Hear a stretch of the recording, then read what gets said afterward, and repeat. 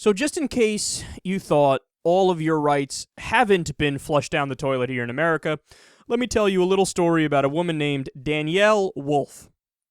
So Danielle was at a Kroger's grocery store in North Augusta, South Carolina, with her kids, and, quote, another shopper claims that Wolfe told her children to lay off the fucking bread. Now, I remember when I was a kid, I would fuck around in the grocery store, and my mom would have to tell me, hey, dickhead, stop. And I would stop. It's called parenting. So somebody overheard her allegedly saying to her kids, get off the fucking bread. So naturally, what happened next? She was arrested.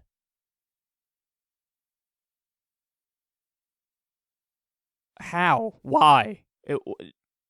What? How does that happen? Quote, under a local city ordinance, a person commits disorderly conduct when they, quote, utter while in a state of anger in the presence of another, and bawdy, lewd, or obscene words or epithets.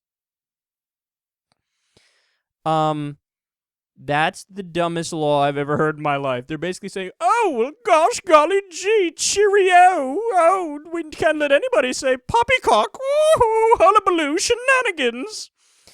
Calm the hell down, Skeeter. What are you doing here? I mean, what are we living in, Victorian England? What are you going to do next? Ban passing gas?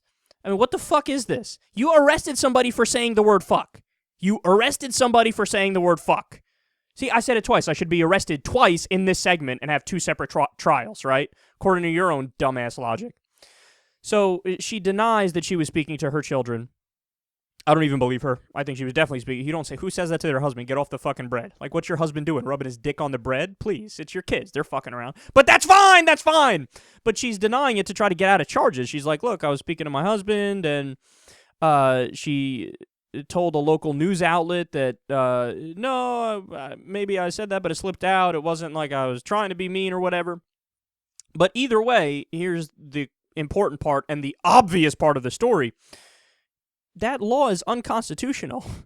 Quote, in the 1971 case, Cohen versus California, the Supreme Court reversed the conviction of a California man arrested for wearing a jacket bearing the words, fuck the draft, in a courthouse.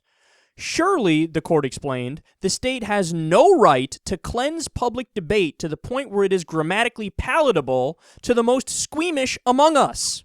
Yet no readily ascertainable general principle exists for stopping short of that result were we to affirm the judgment below.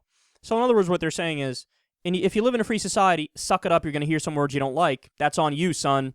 You're not going to throw people in jail because you had your feelings hurt for a grand total of 0.18 seconds. You'll be okay. You'll get over it. Who won't be okay is the person who's in jail and their fucking kids don't know what's going on and they don't know if they're going to be sleeping in their bed that night and everybody's fucking afraid because somebody used a word that just happened to get your panties in a bunch. We're talking about the United States of America here. Okay? It's funny. While reading this story, you could get confused. If you change the language around a little bit, it sounds like a story that could come out of Iran, Saudi Arabia, right?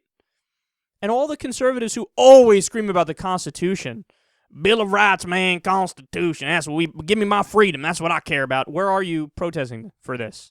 Where are you picketing? Saying, look, this is a literal violation of freedom of speech, and we're going to let this happen? How dare you? You should fucking compensate her for ruining her day and arresting her for just speaking, right?